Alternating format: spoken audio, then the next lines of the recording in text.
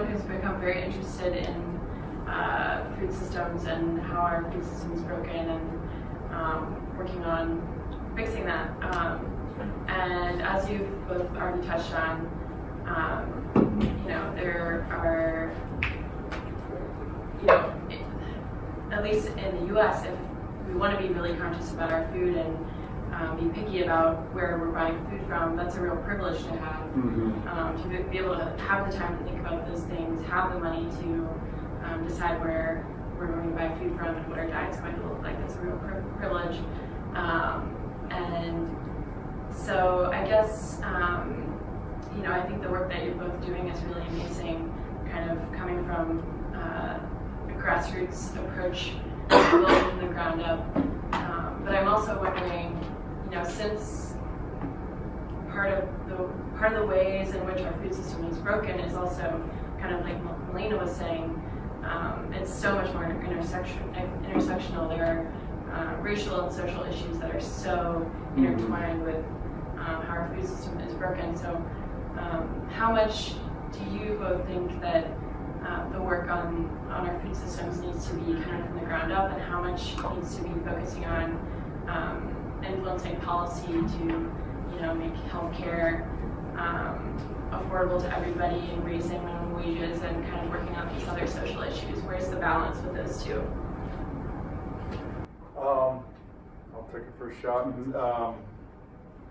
So yes, that is a description of the dynamics, and it's others I'm sure have experienced too. But Melina isn't here; she could share more. But it doesn't have to be a privilege, right? I mean, it's like, as everybody cares about their children's health, as she was saying, and how do we allow for that, right? How do we provide the right supports for that? Build it into school systems, into education. She mentioned, I don't know the details, but doing work around educational curriculums and things like that. Recognize the racial and the economic realities behind it, and that the most negatively impacted people are the people of color, and low income, in terms of their health and all that. So that ought to be an agenda that we can get behind together as a society that's intersectional, and look for the right kinds of solutions. And I know there's many experiments and efforts out there in urban areas all around the country, and people, doctors' prescriptions for buying healthy local vegetables and fruits and things like that. I'm not as much of an expert in those, but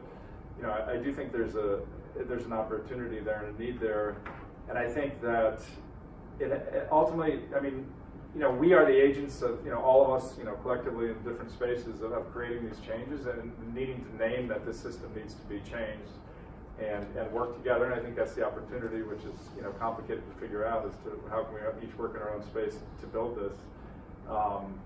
But yeah, it's a challenge and an opportunity. So you're working more directly. Well, and it's just a personality thing, right? There's 50 people in here representing 50 different ways to do it. I couldn't care less about policy. I think it's a waste of time. I think but that's just my own personality. My thing is, I'm going to go in and just do what I want to do. I've always been that way since I was 10. I look backwards and I'm like, oh yeah, I just always did what I wanted to do and what I saw needed to be done. And so that's where I come. For me, if policy changes, great, but I can't wait on that, and I can't spend my time lobbying with people who don't see it and don't get it. If you don't have eyes to see it, I'm done. I'm moving on to the next person who might.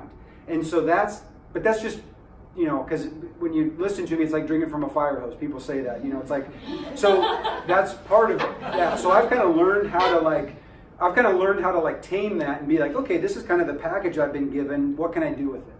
Now, what I would say practically to everybody is, if you want to start somewhere, grow something.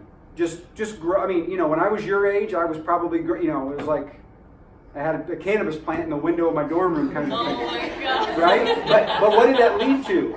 That led to seeing a seed in soil grow and be like, wow, this is where this comes from? And of course at the time it was a whole different mindset. But think about how that translates as you get older and you start to have kids, you start a family, you start to eat different, you start to, whatever it is, then you develop a passion around something. That's what led to, oh, wow, if I put a tomato in the ground, it does the same thing that thing did in college, right? And so now, I'm eating, anyone who says, you say, what was the best tomato you've ever eaten?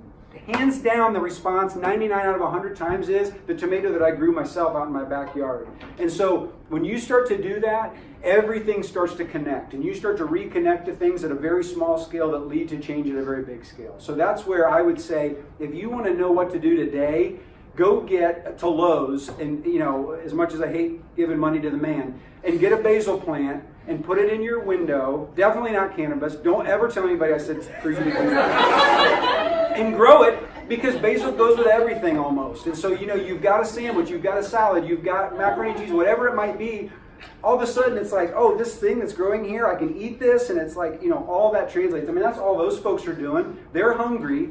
And they know that in order to be able to feed themselves, they literally have to grow their food. That is dire. They can't go get another solution somewhere else. And so that is how change begins to happen, because you start to be the change and you're starting to do it yourself.